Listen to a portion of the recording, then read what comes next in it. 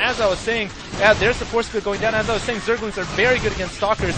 Right now, Whiplash needs more Zealots to deal with this, and Stalkers are getting taken out by the Zerglings. Roaches, of course, very slow without creep. And it doesn't look like any upgrades have come out for the Roaches yet. Oh, the sentry is going to go down. But meanwhile, 4 Zealots being morphed in for the Protoss player. So is Whiplash going to go for a quick strike on the economy? Oh, but NGA is wise to this. Now he finally realized that there is a proxy pylon there, if he didn't know before. And so he pulls back all of his Roaches. And he's going to have to continue to defend this choke. Meanwhile, we got to take a quick look at the Protoss player. Is he teching? No. No tech buildings, no Stargates or Citadel. Excuse me, Citadel. Yeah, buildings to build Templars. So right now, the Protoss player continuing to work on Stalkers. The proxy pylon does get taken down. So finally, NGA can breathe a sigh of relief, and we haven't really seen anything coming out in terms of upgrades. For NGA, no Roach upgrades and no Burrow upgrades either, interestingly enough. Finally seeing a Spire come out.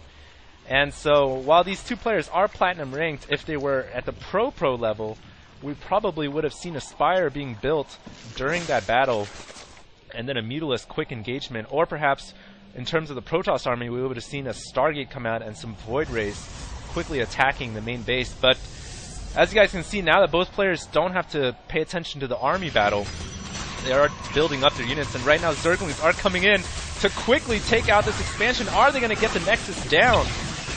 Zerglings are not going to get the Nexus down. They are going to get pushed away. The Probes even getting in the battle there to help save their Mother Nexus, but almost getting taken out as the shields slowly, or actually quickly, regenerate. So meanwhile, let's go ahead and take a look and see exactly what the Zerg player's strategy here. What are his plans? It looks like he's going to do a full tech switch into Mutalisk because he hasn't been using his resources, and he's probably going to use all of his resources right now for Mutalisks. We'll see. No, he is going to build another hatchery at the 9 o'clock, which is going to give him gold income, but what is he going to do with this money? And is it Mutalisk? Yes, it is going to be Mutalisk coming out probably around 6 or 7.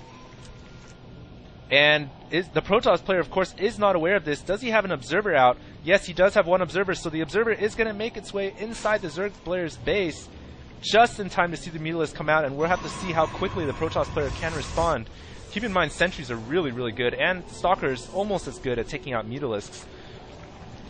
And actually, this might be a really bad idea for NGA, because NGA knows that the Protoss player is very Stalker heavy right now, so I'm not sure how effective these Mutalisks are going to be, and Zergling speed actually being researched as well.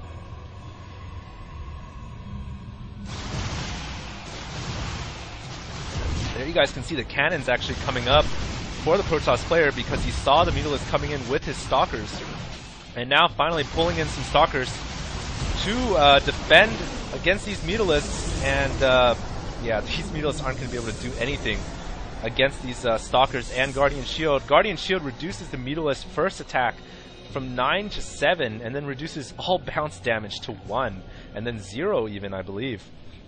So that pretty much negates the Mutalisk rush, and I almost feel like now the Zerg player is behind because he just he went for a tech switch, but not really choosing his tech that wisely.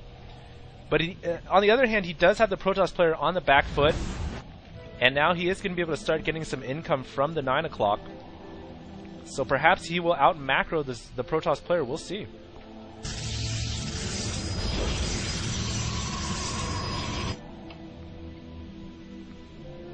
Very Mutalisk heavy for the Zerg player right now. And NGA is going to quickly go... Oh my gosh, there are so many sentries. Their sentries actually destroy Mutalisks, as well as photon cannons. So this Mutalisk harass, this tech switch was the wrong unit choice for our Protoss player, excuse me, for the Zerg player NGA. He does take out the Immortal though, and he's going to take out a sentry as well. Cute little sentries taking out Mutalisks. And if you have seen on Husky's channel, he has a video where like 100 Mutalisks go up against 100 sentries, and the sentries actually win, believe it or not. Continuing to warp in more units, and finally this 9 o'clock getting saturated with some gold. So right now Whiplash can't allow this expansion to go up without a response from his side, because if he doesn't do anything soon, he's going to get out macroed by the Zerg player. The Zerg player NGA is just going to have a better economy, more army units, and he's going to eventually overrun the Protoss player. So I'd expect Whiplash soon to move out with his army and attack, or to simply get another base of his own. And here he goes. Actually going to move out with an Immortal in the front. Immortals are the heavy counter against Roaches, by the way, guys. And meanwhile, he's moving out. The Mutalisk actually overpowering the cannons. And they could go in right here and do a lot of economic damage. I am not sure why the Mutalisks are falling back. What is NGA doing? He could have taken out so many probes. And here comes the Protoss response to that quick expansion. He is going to move in and try to take out the 9 o'clock. Meanwhile, Mutalisk going in straight for the photon cannons.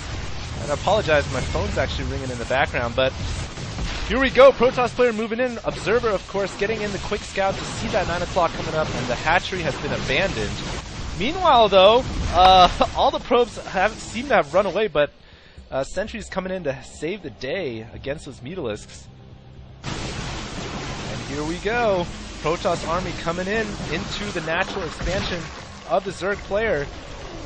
And the Mutalisks have run back home to help defend, and this is a lot of Roaches and a lot of Mutalisks.